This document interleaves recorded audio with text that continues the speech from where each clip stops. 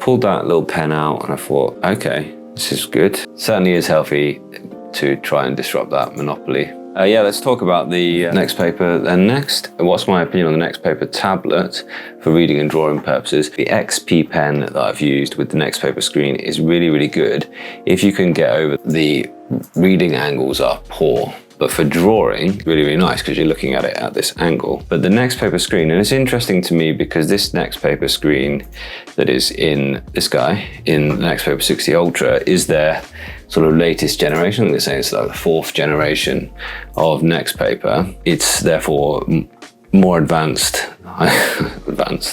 more advanced than the one in the XP pen. It says circadian comfort, eye comfort, dim light, you know, reflection free. I think it's better than LCD or OLED for those things, but it's just not. It says paper restoration technology. I mean, what on earth is that supposed to mean? I suppose it's like indenting a little bit. Is it like, it's a very rough feeling screen, a very scratchy kind of notebook. Blue light purification. Zero flickering technology. I'm going to test that a lot when I get my hands on it. Writing feel is nice. It has a good pen. It has the XP pen. Do you think this is something that's going to be really good? Lots of things they have invented for this. Yeah, they got NXTPaper 4.0, but it isn't e-ink. And later they say an e-ink screen. I mean, this circular polarization, what on earth is this animation here? Like, that's not how polarization works. But anyway, so you should be able to read it. Your sunglasses, cool. Minimizes harmful blue light. I suppose they're saying it removes certain frequencies, purifies by removing certain frequencies. They've got the Rhineland certification, but everyone's got that. It's got an etched display, nano etched display, so it shouldn't give you so many reflections and things like that. Yeah, generally, it was quite a nice looking screen. It's nicer than ordinary LCD, and this stylus is really good. So here it says paper-like display, paper-like tactile feel. It's an EMR stylus with 4,000 levels of pressure, low latency. It felt really good. They call it T-pen. Dive into what matters. So it's got a switch for max ink mode. Now it says 7 days max ink mode. I don't believe that one moment. That's like, be like if you check your email once every day for 7 days, you know, up to 28 days standby time. Don't believe that for one moment. Yeah, it's again up to. It's the key words there. Ink paper mode and e-ink inspired display. I don't know how they're getting away with this because e-ink is a trademark. I don't know how they're getting away with blatantly in their marketing using the term e-ink, probably because it's got a dash and says inspired after it. But everyone and the influencers that they give it to, they certainly encourage them to accidentally say, I'm not saying that they've said this specifically, but they certainly are leaning towards e-ink is the recognizable word. But e-ink is the brand that makes e-ink screens. The e-ink is different from ePaper. You know, this isn't e-ink, nor is it really ePaper, because ePaper for me has to have those two things. It has to be reflective. You know, in other words, like it uses ambient light and benefits from having more light around it because it's like paper. It's like physical pigment on a white surface. That's what e-ink or ePaper really is to me. And secondly, that it's bistable.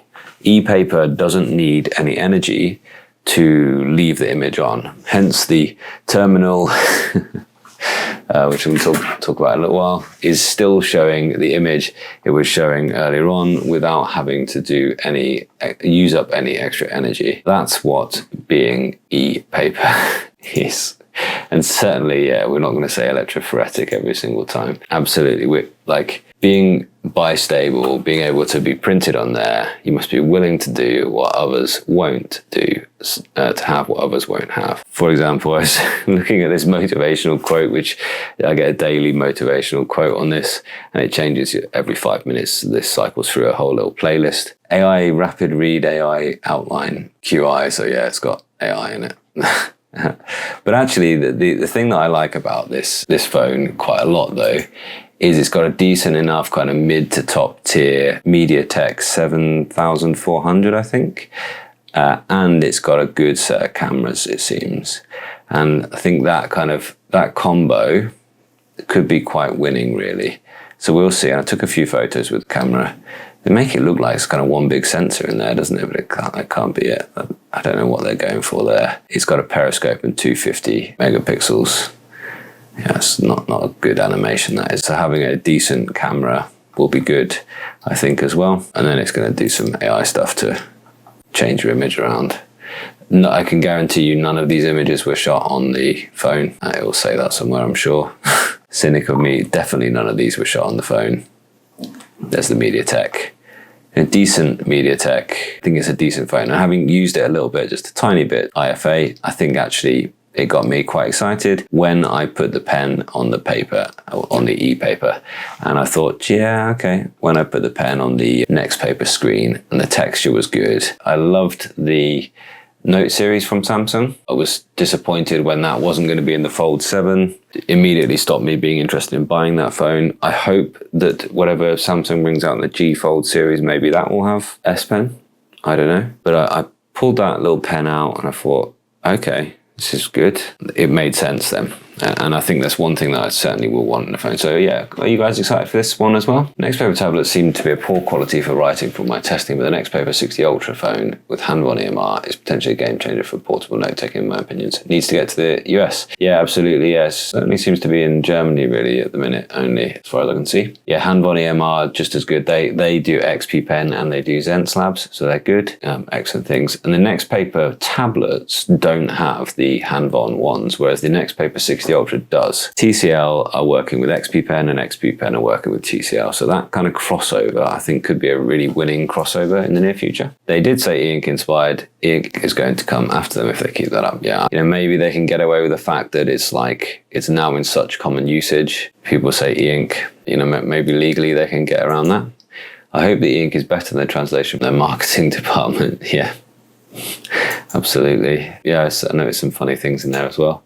ePaper is too much of a catch-all. Even RLCD is ePaper. Yeah, again, and I don't consider that to be ePaper myself. It's just that's for people who don't get along with any type of light directed at them or any type of flicker. Jane Kit, my friend, is interested because it doesn't have the limitation of most e-ink tablets. Yeah, absolutely. I think, you know, like it's a middle ground, but it leans towards the LCD, in my opinion, because it is LCD.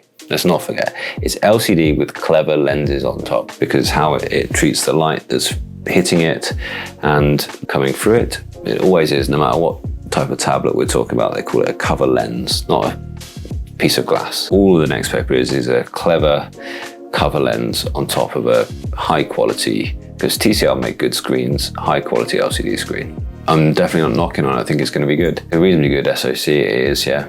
Cameras seem optically very good. Yeah, I took a few photos with it and they looked good. Zoomed in, got some nice detail. But again, it's not going to be top of the line MediaTek. It's not going to be Snapdragon 8 Elite, that type of thing.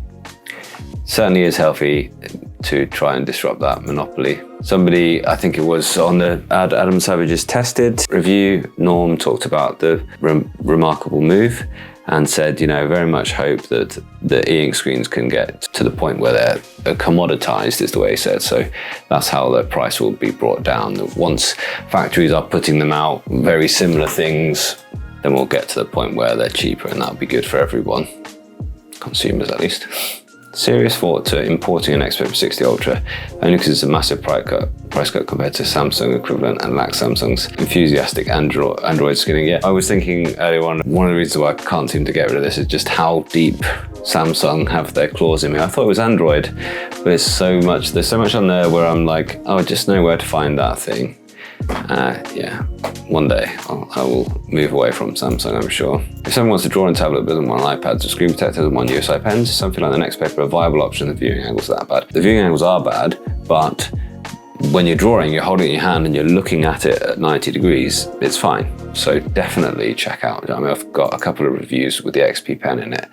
Definitely check out the XP Pen Magic Notepad.